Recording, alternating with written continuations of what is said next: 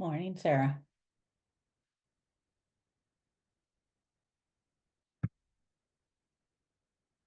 Hi, Dina. How are you?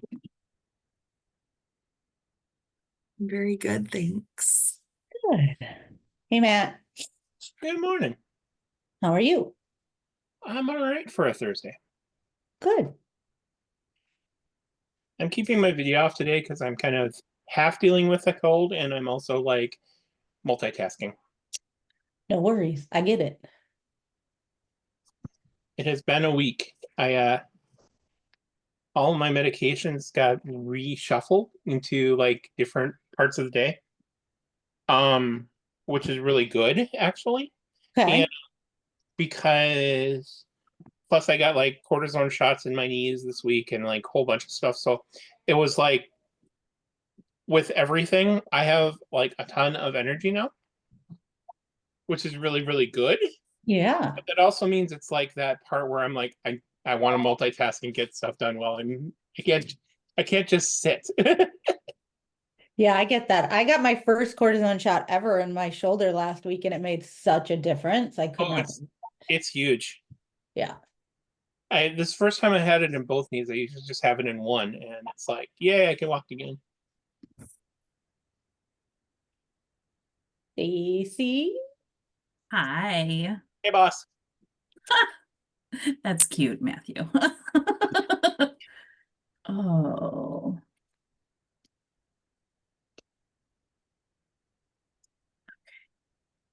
trying to figure out how to line up my screen for this presentation because What do you mean? so I can see my notes and I can see. Oh, yeah. I had trouble with that at the orientation.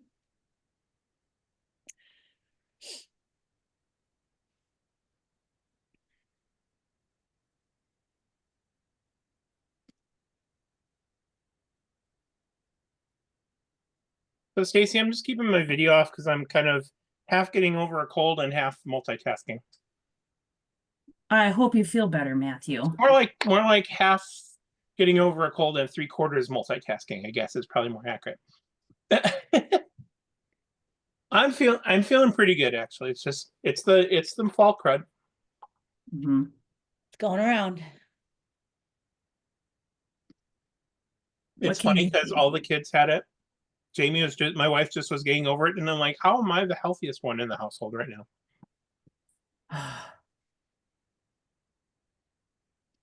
Okay.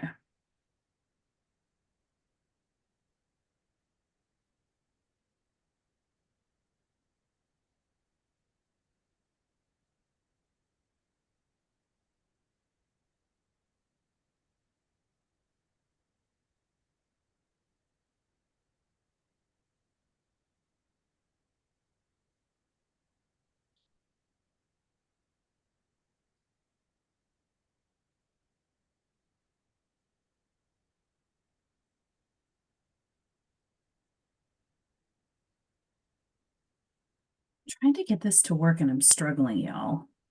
With your screen, like, Yeah, with Zoom and sharing screens. Let me see. There. Does that work?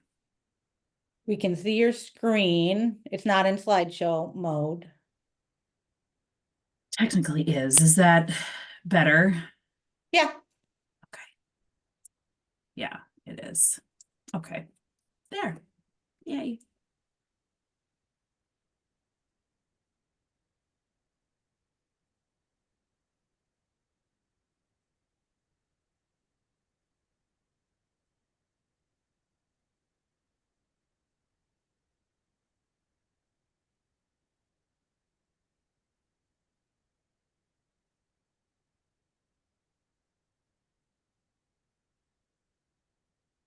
And I think too, because of the interest of time, I'm probably going to start right at 10, if that Yep. helps. Okay, I think that makes sense. perfect.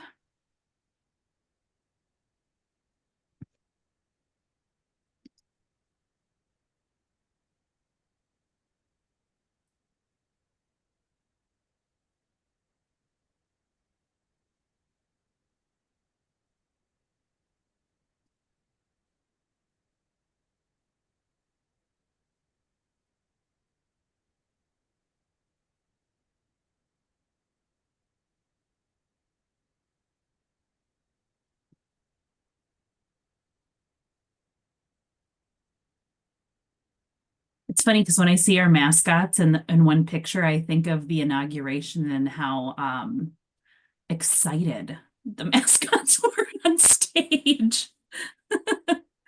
Makes me smile.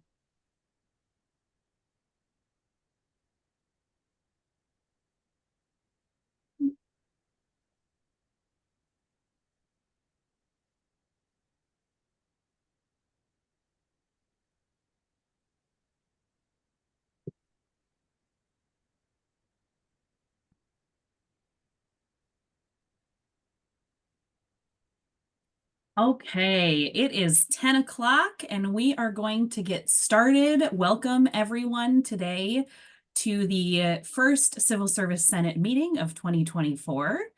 Here is our agenda. It's gonna go as it goes, I guess. And before I do introductions, I wanted to start our meeting off by sharing this image that I shared actually at our September CSCC meeting.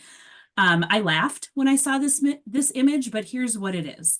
I asked AI to create an image using university branding that represented a system, and this is what AI made. I also maybe used this imagery at our retreat. I can't remember, but at the end of the day, I want to start out by saying that this image shows that we might have questions that we're asking, and the questions aren't necessarily always easy, and they're not going to produce simple, easy outcomes. So I want to encourage everyone to continue to ask the questions and do the work. And I am so excited for what this next year is going to bring. So welcome. Hi, my name is Stacy Maher, and I'm your chair for the 2024-2025 academic year, fiscal year, however we want to call it. So civil service is a unique mission-critical workforce at the University of Minnesota. We're the driving force that works in most areas of our system, and we have complex jobs that can be prescriptive or autonomous. Without our important group of employees, the university truly would struggle to deliver its mission.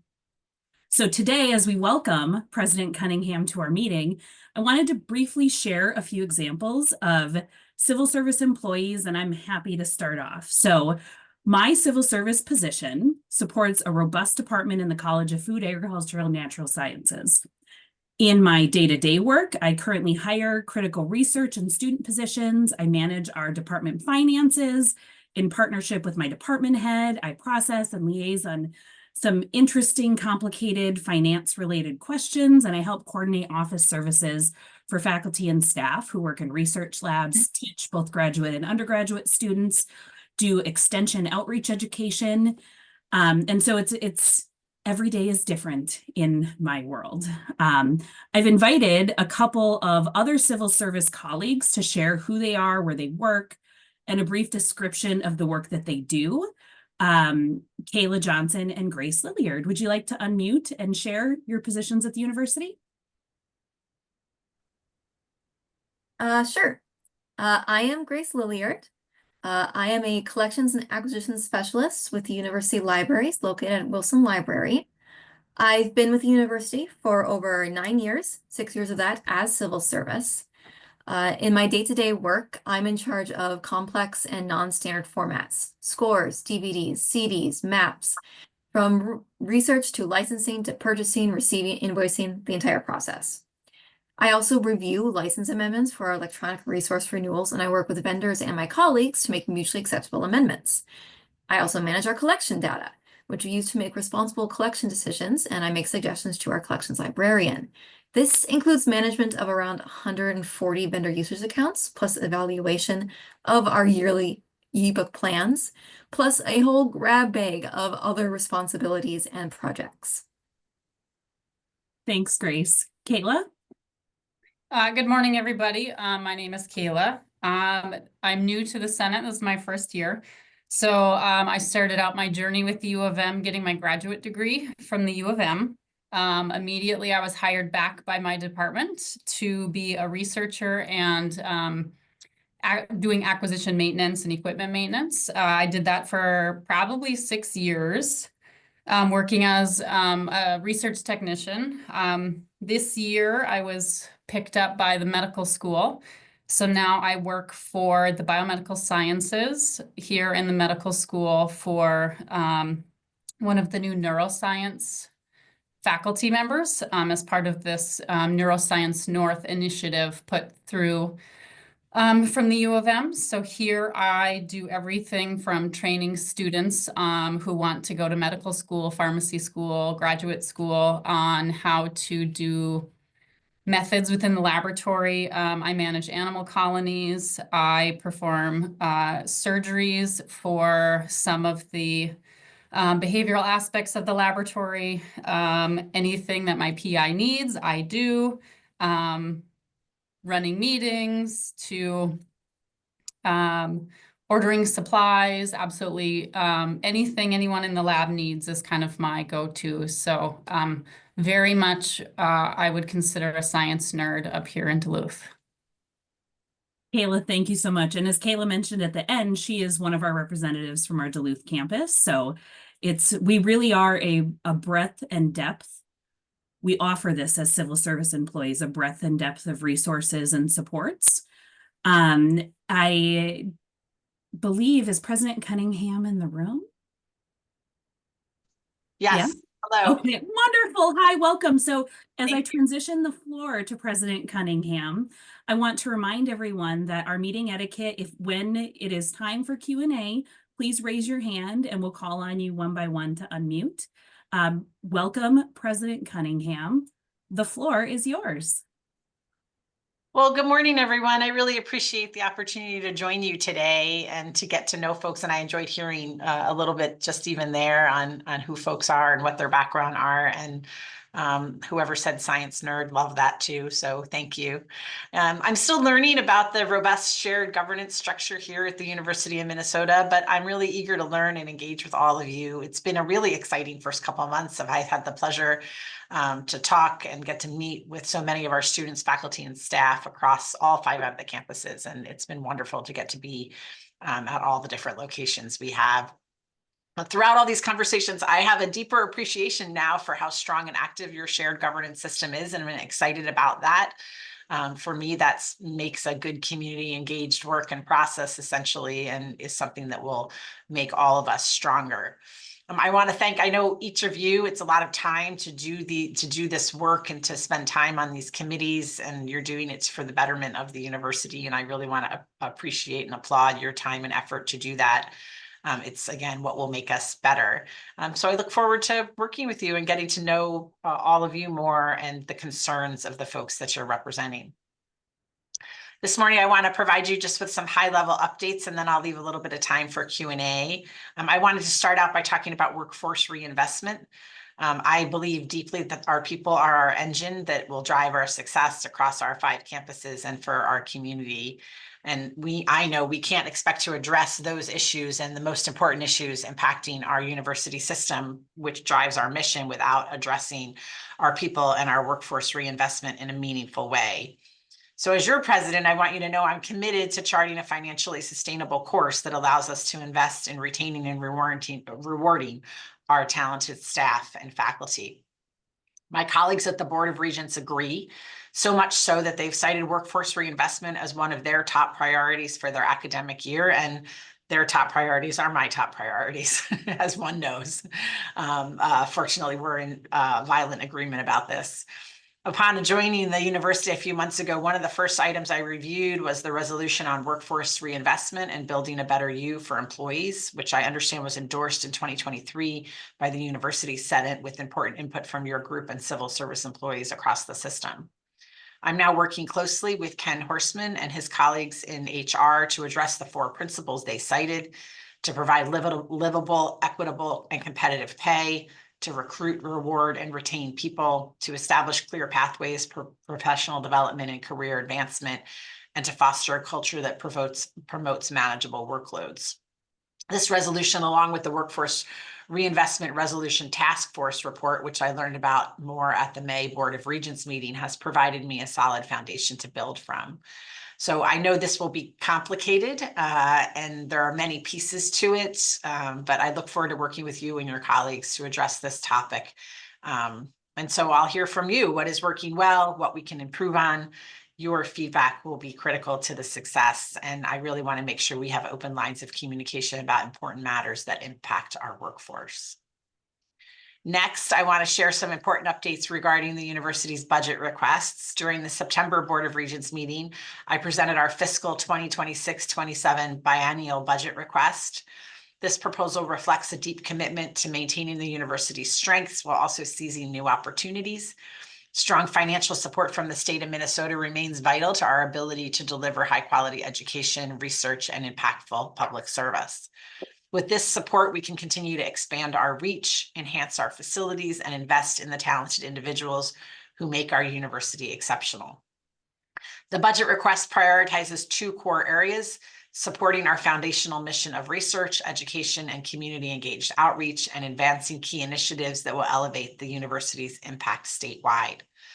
We're asking for recurring increases in our operations and maintenance O&M appropriation with a focus on workforce and investment. And I just want to call out that's new and different than what's done before. We're calling that out specifically in our budget request to the state to improve our workforce and in all the manners that I just talked about before, to invest in our people. And then the other initiatives are around our facilities and programmatic needs. Additionally, we propose targeted investments that will enhance the student experience, drive economic growth through research, and position Minnesota as the healthiest states for all residents. So the request is certainly not just about funding, it's about ensuring the university remains a strong partner for the future of our state, which drives information and change across the nation and the globe. We're committed to working closely with the state to secure those necessary resources to allow us to continue to fulfill our mission and contribute to Minnesota's prosperity. Again, I really look forward. It's wonderful to get to meet the Civil Service Senate today and to come back to you with more updates on the budget requests as they become available. Finally, I'm most excited to announce that we're embarking on a new system-wide strategic planning process. Our staff, students, and faculty play a really important role, and they did play in designing and implementing MPACT 2025, and that wraps up very quickly. We're very closely nearing the end of 24 here. So we have an opportunity now to reimagine what the future of the university should look like, and together we'll develop a clear, actionable, system-wide strategic plan that aligns with our mission, vision, and values. It will be a community-engaged effort. It will engage staff, students, faculty, and alumni, and community members, get broad input and support. We will identify and prioritize key strategic initiatives that will drive system-wide growth and success over the next decade. And your voices will be very critical in this. And so we'll connect with you over the year and connect with a multitude of groups and ways to get input across the university so people's voices can be heard as we do that visioning process. And I think it's a really fun opportunity and a really important opportunity to vision together where we want to be and who we want to be in another 5 and 10 years. Finally, I want to take the opportunity to update you on our work to ensure a safe and welcoming environment for everyone on campus. First and foremost, I and we all want our students, faculty, and staff to use their voices to make the world a better place. And U of M has a rich history of engagement and activism in ways that are consistent with our policy and our laws. And I am firmly committed to the freedom of expression so that our members and our university community are able to engage in respectful and robust conversations about the important issues that are impacting the world around us. Second, we also have a responsibility to ensure that all members of our university community are safe and feel safe so they can continue their important work without fear or intimidation. With freedom of expression comes the accompanying responsibility to refrain from interfering or impeding on the rights of others to speak, study, teach, work, and learn. I've been working with members of my leadership team to solidify our procedures in alignment with existing policies. There have been no new policies created around spontaneous civic engagement at U of M. I'll say again, no policies here are new. They were not altered at all in response to events of last spring. Instead, they were developed through shared governance years ago. We've been having healthy and productive conversations about our policies and how we'll enforce them with our students, staff, and faculty. And we've gotten feedback, and that feedback will continue to be critical. I'm not going to give you all the details, but I can assure you the framework that we're working on is designed to support protests and free expression of ideas that align also with university policies and local laws.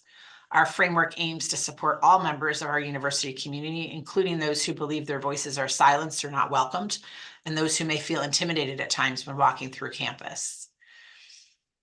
Our framework also includes a planned response for when protests veer beyond university policies and move from civic engagement into civil disobedience.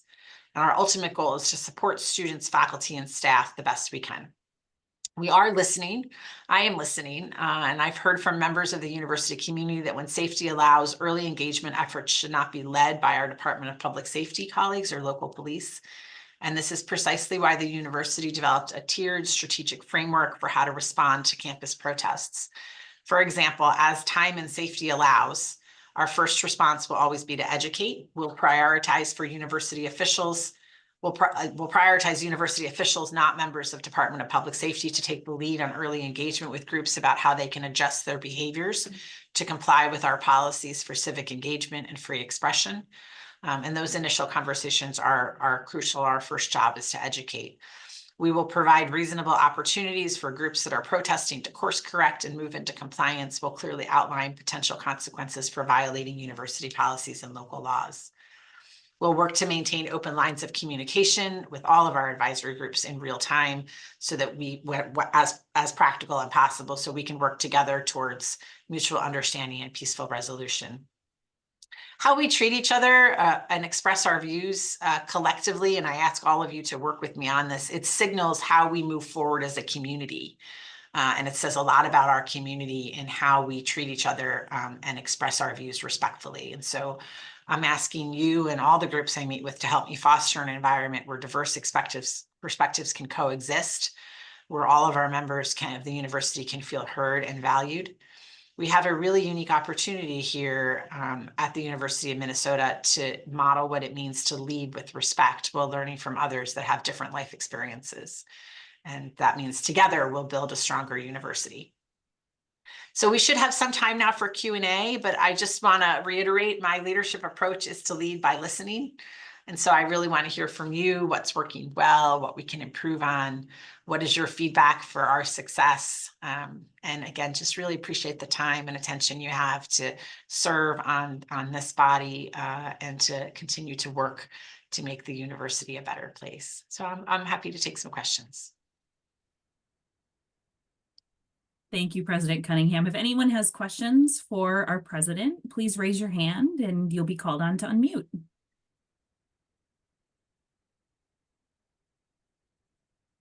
This is always the hardest part of Minnesota Nice, right?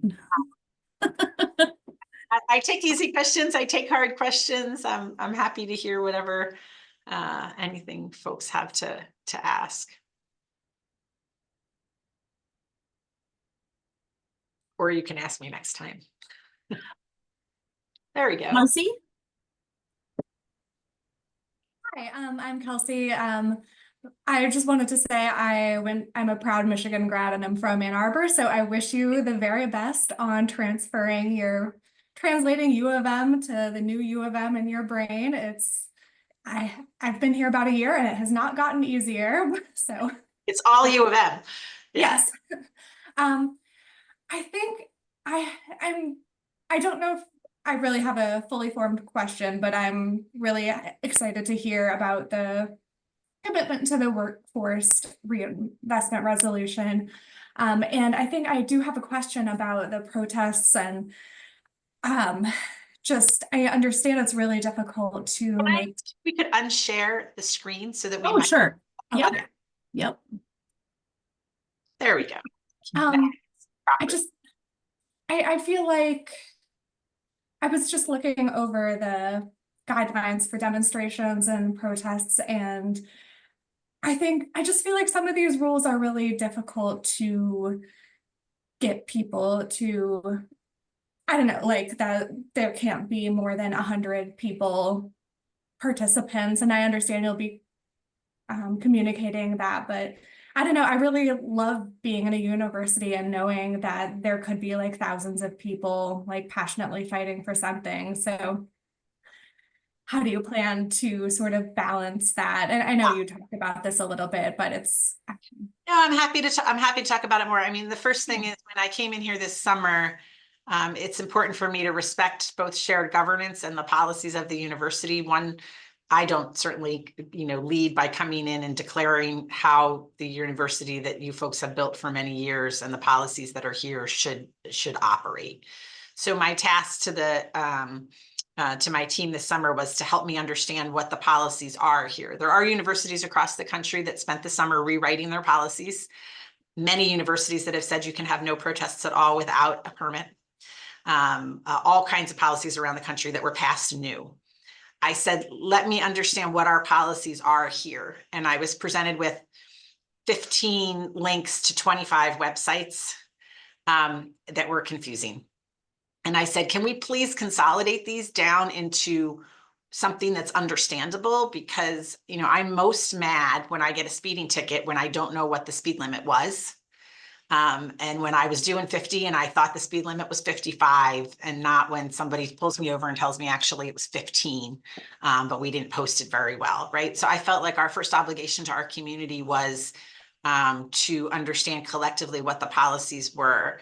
I don't know how the university here decided on the 100. It came through shared governance and is a university policy. So it came through all of your processes and was approved. I suspect it had something to do with concern over, remember, these policies have to apply not only to things that we might agree with, but they also have to apply to protests by the Proud Boys.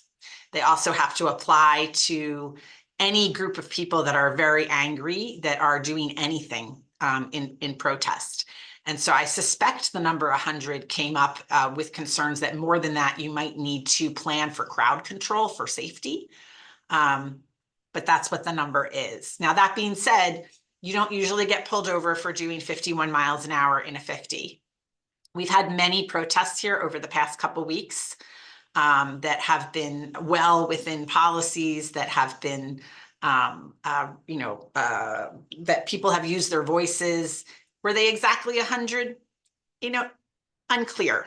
Were they 51 miles in a 50? Probably, right? So, but people were certainly able to use their voices, and those policies, again, were not meant to squelch free expression. They're meant to be clear and really just to raise up what the university policies are. So, so I hope that helps some to think about where we're thinking about. And again, the goal is, and for example, you have a very clear no tenting policy here. It's just to raise up what the policies for the university are, and then how we think about enforcing those so that everyone can make sure that we also can live and work and teach and learn, and that right to protest does not supersede other people's right to work and learn and teach at the university. So I hope that helps some, but again, they're not my policies. And I've told many other people, if people think 100 is the wrong number, we have a well-established shared governance process by which people could move to change that number. But I want you to always, when you think about that, doing that, make sure you think about it. Pick the item, pick the topic that you hate the most. Pick a topic that you disagree with the most, and make sure that you're wildly supportive of that topic having 1,000 people without concerns of crowd control in your community. And in a community that managed the uprising in 2020, I think people need to think about what it means to have crowd control, right? Thank you. Yep, absolutely. That's a great question. And along that vein of safety, I'm going to pivot us just a little bit. I'm really appreciative that you mentioned the academic freedom and tenure and the importance of having a safe place to talk, a robust discussion, I think. With civil service staff and employees, there are times, unfortunately, and I expressed this a bit last week as well, where staff are the recipients of bad faculty behavior. And it's at the hands, unfortunately, of faculty who are protected under tenure and are in civil service. To help you understand, our mechanism for resolution is currently the Office of Conflict Resolution. And we've been working with the Office of Conflict Resolution, and we're trying to brainstorm ways to make this more robust and more supportive when these bad situations happen. But oftentimes the outcomes are nil. And civil service staff continue to work in environments where they just don't feel emotionally safe. Can you share a bit of how your administration will work to support a positive professional faculty conduct for civil, especially as it relates to civil service staff? Sure. And I know that there was work done on this last year on faculty conduct. And, I'll be honest, in my first, 2-3 months here, I'm still getting up to speed on all of that work.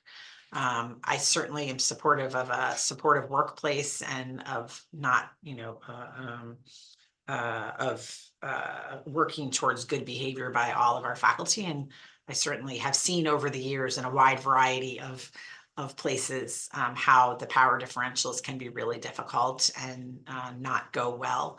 And how tenure is used in that manner. So I don't have a specific answer for you right now. I'm sorry, I'm still early in these first few months, but I will take a look at the work that's been done last spring as the administration moves forward here and try to understand what work can continue to happen in that vein. So. Thank you. That's really appreciated. I know a lot of these questions are really hard to answer. So I'm about 90 days in here now. So, we're working on many different pieces. So we're trying to get up to speed on everything. So thank you. Yeah. Randy. Hi, Dr. Cunningham. I appreciate you coming and speaking with us. I'm Randy Brooks. I work in the Health Sciences Library, and I also have a daughter at UMD. So one thing I was thinking about, I've worked at the university for like 26 years. One thing I appreciate the workforce reinvestment.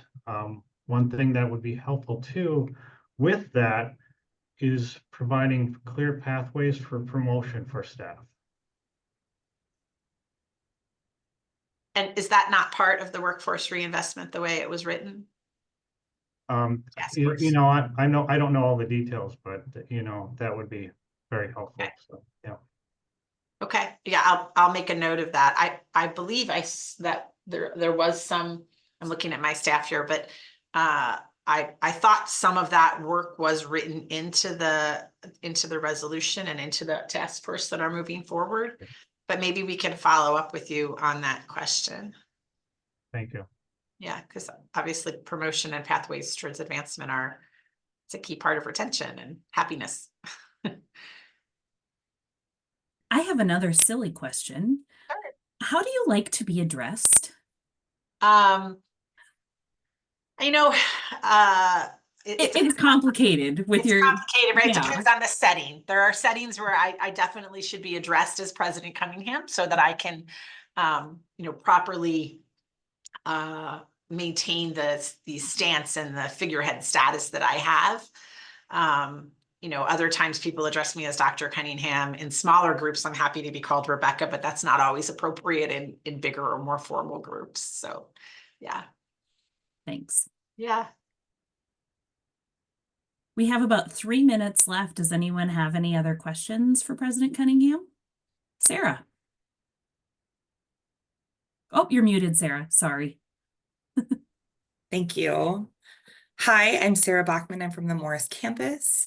I appreciate being included today. I'm new to the Senate this year.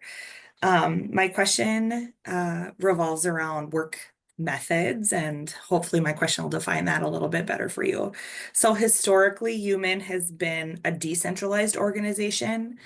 From what I can tell over my work here in the past years, regarding our work structure and our system and our methods of work. In recent years, UMIN has moved to a more centralized organization for methods of work. Peak being an example, one of many. And I think, just to state it, both methods have pros and cons.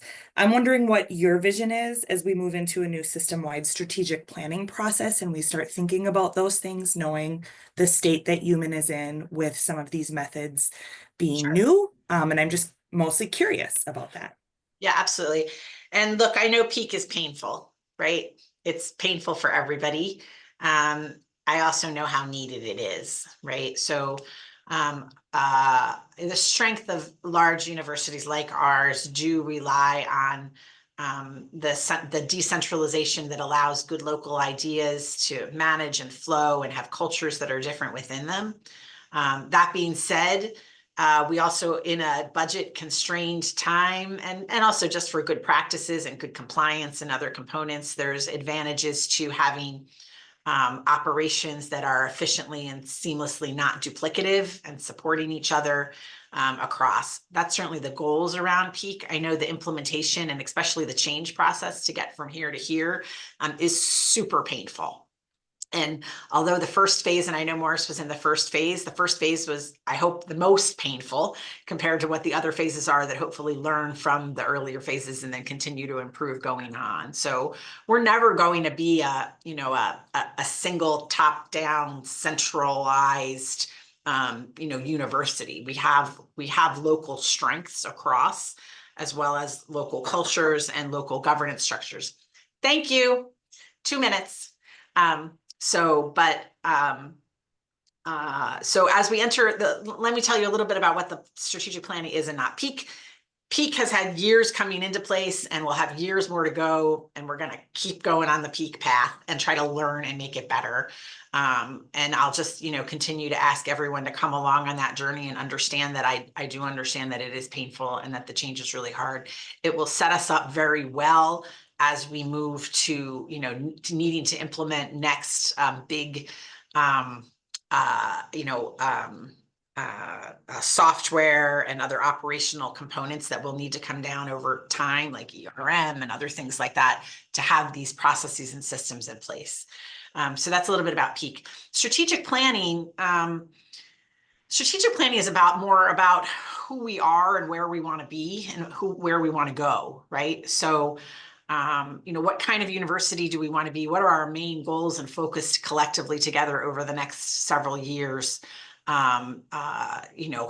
Which initiatives are we really going to put forward to get us there? So, that will be work that we'll all do.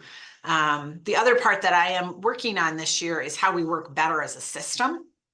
And this is, we recognize the individual campuses and their strengths, and I've loved getting to know all of the campuses. They're all unique places that offer an individual Block M experience for students across the state at the same value of a University of Minnesota degree. It's amazing, right? That being said, we also have ways that we could work better as a system so that a student can really feel that they are part of a system as they need a course that isn't taught at one place or another place, as they need a 2+2 program. How can that be more seamless? I could go on and on with examples, but so we're thinking about the system in that way, in how we operate and support each other as a system on an operational level. But we'll always have decentralized cultures and decentralized best ideas to let those 1,000 flowers bloom. But we also just have to make sure that we're operating with efficiencies and in a way that's not completely duplicative, especially as state support continues to decline. And I would be unrealistic if I tell you that state support is going to suddenly increase.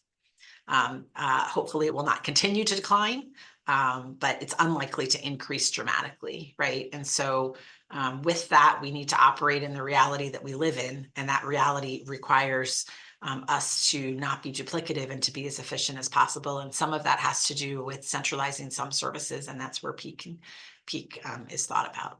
So I hope that helps. Thank you. Thank you so much for your time today.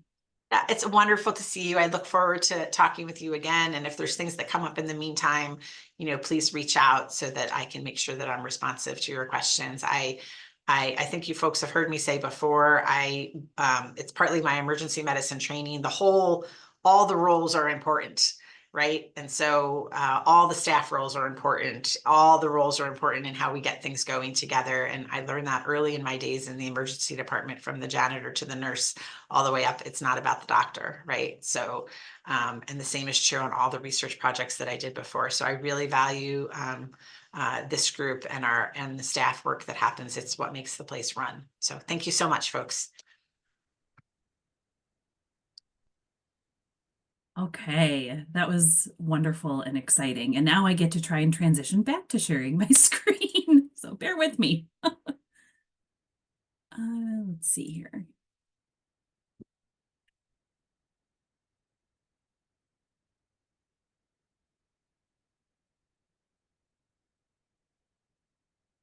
Okay, our next item on our agenda is reports to the Senate. Do we have Tony here? I think we're a little ahead of schedule, so we might skip around a little bit. Are there reports to the Senate that subcommittee chairs would like to share today? Communications would like to just share that we have our first draft of the newsletter, and we wanted to establish an approval process. Did this body feel like this is the place to obtain approval, or is it something we should just send to this group? But I'm not sure at this moment what our steps are going to be. That's a great question. Dina, do you know, is there anything in our bylaws about an approval process that's needed? My understanding is that the only approval needed is through the Senate office. Okay. So then if our subcommittee gets together and we create the newsletter and we have checked it, then we should just forward it to Dina. Is that what you're saying, Dina? Yeah, I would say, sorry, let me take myself off on video. I would say as long as Stacy has approved it and looked at it, I would love an email that says Stacy's approved, this comes from us, and then sent to me, and then I'll run through the paces on my side. I just wanted to make sure the leadership approves, so Cole and Stacy, and then this group. All right. That sounds great. Other than that, we are looking for members in the Communication and Outreach Subcommittee. We met, we created the newsletter, and Emily Danich also had an idea of surveying civil service members to find out what they actually want from the communications group. And we haven't yet made any steps that direction. We're just considering that. Did you want to add anything to that, Emily? Just that I know in my department we surveyed because we're trying to figure out what would be important to people, especially like we don't want to keep duplicating information if you really truly are reading it other places. But if you're relying on the Civil Service Senate email to get that information, we want to make sure that it is continued to put in there. So just trying to figure that out. Thank you, Rosemary. Do you have anything else, Rosemary? No, I have nothing else. If you're interested in joining our subcommittee, you can contact either Emily or myself. We're co-chairs of the Communications and Outreach. Thanks. That's it. Thank you. Is there anyone here from employment rules, comp and benefits, or any university-wide committees or task forces that they would like to share? Hello, it's Randy. Yeah, from the employment rules. I'm one of the co-chairs, and so is Charles. Charles is not here. We just talked about working with the partners in administration for proposals for rules changes, and especially about regarding our hours for shared governance, and also adding the Minnesota's earned safe and sick time to our rules. And we are working on a comprehensive process for submitting these rules changes to the regents. And then we were we did talk more about vacation balances for civil service people who come to the university from other institutions, and having that vacation balance reflect their time in civil service. We have proposed some standard accumulation of vacation and sick time based on, their years of service. Those are the proposals we're looking at from the public sector. Thanks, Randy. Is there anyone here from Comp and Benefits today? Yeah, I'm here. I think I saw Hannah too, but I can give a brief overview, and if Hannah wants to jump in, that's great too. But we had our first meeting on September 17th. The big headline is that our new co-chairs are myself and Hannah, and I see Ray has his hand raised, but I think I'll just go ahead. Stacy went over responsibilities of the co-chairs with us, which is how we ended up agreeing to be co-chairs. And then we discussed topics for upcoming meetings, and Hannah and I had a follow-up meeting to set up or to finalize the schedule for and agendas for the next 2 meetings. So we'll be having someone from wellness at the meeting in this month, and in November, we're hoping to have someone from OHR to talk about open enrollment. Thanks, Kelsey. Ray? The one thing that I was working on with Comp and Benefits is to try to set up a speaker from MSRS to come in and do basically a brown bag session, whether it would be during the Comp and Benefits meeting, or they would like to do it as a lunch and learn type of thing. And it'd be something that we would open to all civil service employees to attend. We've done those in the past when I was on the Comp and Benefits Committee, and I think they're very helpful. So. Wonderful. Do we have any members from PNA present?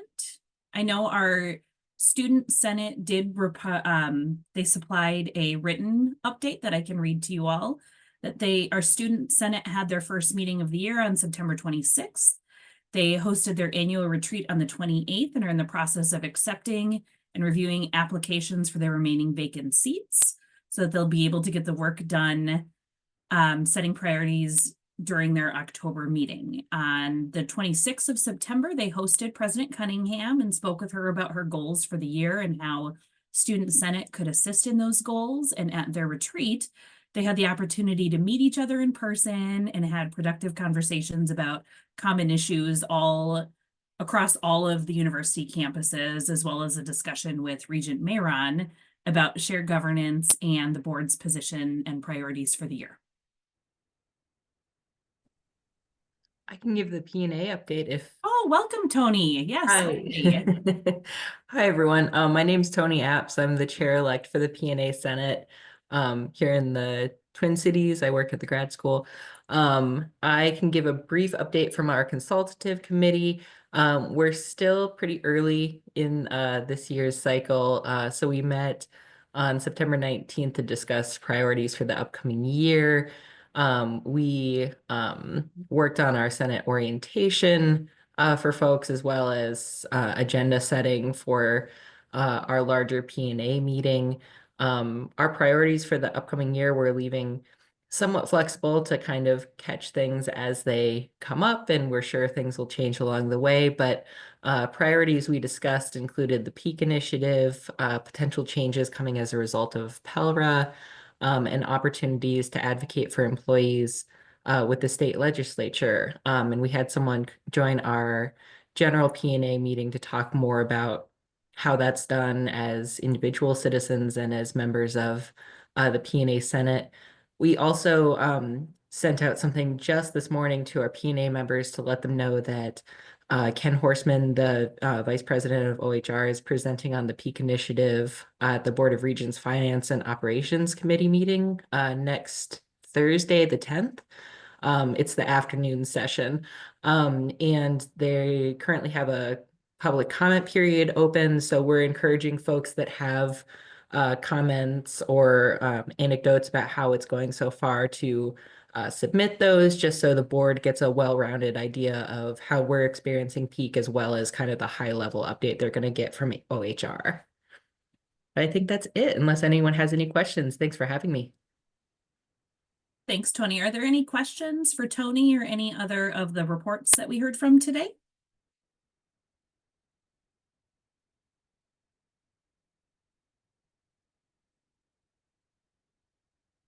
Okay, well, thank you very much. Those are great reports. And I'll talk more about the Board of Regents meeting in a little bit. Next is old business, and we have some rules updates. They're listed in your agenda. There were 2 rules changes that were proposed in 2024. One allowed for paid time to participate in civil service activities, and the other was about general regulations governing authorized absences, which is the Minnesota Earned Sick and Safe Time that Randy shared about earlier today. As I understand where those rules changes are at is we are communicating a clean update of the civil service rules to the president's office, and the president's office is hopeful to have these rules changes included in the November docket for the Board of Regents meeting, where they will present our updated changes to ideally, hopefully approve, or to consider for approval. And we will know the outcome of that before the end of the year. Are there any questions on old business and the rules updates?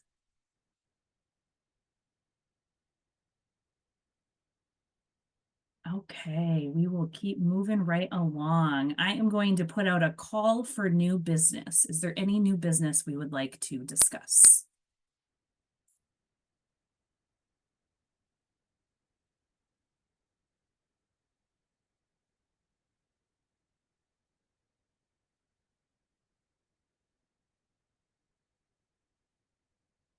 Okay, well, I think we're going to be able to give everyone some time back today, but before we wrap, there are some announcements. So our next Civil Service Consultative Committee meeting is October 10th at 10 a.m. So 10 should be easy to remember. And that same day at around 3 o'clock in the afternoon, as Tony shared in her update, Ken Horstman is providing a peak presentation to the Board of Regents Finance and Operations Committee. I have a communication queued up to go to all civil service employees on Monday morning, inviting everyone to attend virtually or in person. There is a YouTube link. It's on the home screen of Board of Regents.regents.u of M. I don't have the link handy. I should probably find that for y'all. It is linked in the communication that's coming out on Monday. But the idea is, as Tony shared, to show up and to show our regents and OHR that we are watching and we are engaged and we want to learn more. A public comment period is open on the Board of Regents website through the end of the day tomorrow, I believe. So if you have feedback and insights and stories you'd like the board to be aware of as it pertains to peak, I invite you to submit public comment if that is something you're interested in doing. And then our awesome communications team also came up with a coffee hour for Civil Service Senate, for folks in civil service to learn about Civil Service Senate. That coffee hour is coming up on October 23rd from noon to 1. And if you know colleagues who are like, what is Civil Service Senate? You can send them to the coffee hour. Everyone here is welcome to join. It's gonna be a good time to just do some additional outreach and demystify Civil Service Senate and shared governance a little bit. And with that, are there any questions before we adjourn?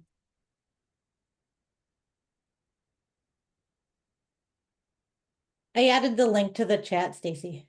Oh, thanks, Dina. Yep. Sarah? Oh, you're muted again. Sorry. Sorry. It's the Zoom, man. Sorry. I know, I'm It's all usually better at good. that. It's all Sorry good. about that. Yeah. The coffee hour, is this a virtual thing? Is this an in-person thing? Are we supposed to hold our own on campuses? As I understand it, we're going to do a Zoom, so it'll be a virtual event. Rosemary or Emily, did you want to speak more to this at all? Sorry to put you on the spot. I'm going to say, Emily, you handle this one.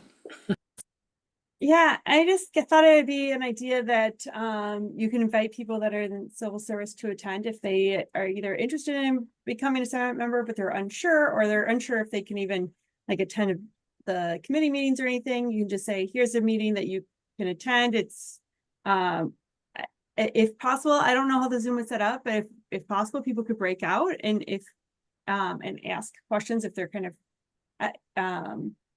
shy about asking it in large groups. I have no idea how many people are going to show up, since this sounds like maybe the first time we've done this. But I think this first one will kind of give us an idea on if we're going to do it again, and then kind of the format. But thought it'd be great if some Senate members were there, so they kind of can talk about their experience about being in the Senate, possibly being a co-chair, and just encouraging your coworkers to come to meetings, because they can do that even if they're not a Senate member, and that's how they can participate. And then maybe that will get them to want to be a Senate member in the future.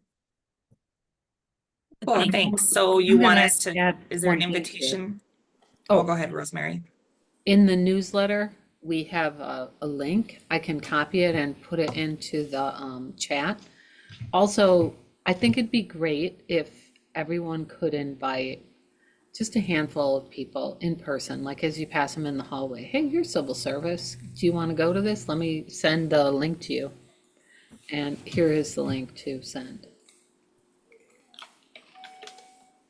Thank you. There is a question in the chat from Ray about if we were looking to fill open seats. Short answer, yes. Long answer, it's complicated. We have fantastic partners at the University Senate office whose plates are as full, if not fuller, than many of ours. And with that in mind, they're working hard to formulate the membership lists and help us execute some elections soon, but I don't have a time frame on that. Just know that it will be happening. And I do think that it's okay that our elections aren't ready yet, because this coffee hour is a fantastic opportunity to socialize that shared governance is a wonderful place to be involved, engaged, and to kind of stretch our own leadership skills to do something different that might not be part of our normal day jobs, such as co-chairing a committee and leading meetings on virtually or in person, depending on the committee. Dina, did you have anything to add to that? I did not. I think it's an exciting idea. I think it's great. Perfect. I'm going to say credit Emily, because it was her idea. I'm glad that we're pulling it off. Thanks. I will say though, I made the mistake of suggesting it in another group, and I think they took that too far, and now I'm the co-chair of that group. So, but I was like, in case anybody wasn't sure what the co-chair like position would look like, maybe we should do a coffee hour, and so that's what I kind of stole it from. But yeah, there is a lot of myths surrounding shared governance for civil service employees, who, especially those who are newer to the university. And I also think it's evolved and changed over time. And so for folks who have been here a long time, it's an opportunity to relearn who shared governance is, what we do, and how this work is important in our complex shared governance system. Are there any other questions before we adjourn?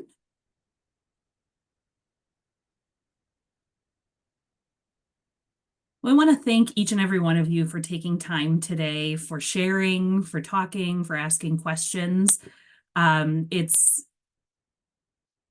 one of my favorite parts of being at the university is participating in this group. So I hope you all have a fantastic rest of your day, and I hope to see you on October 10th. Have a good one.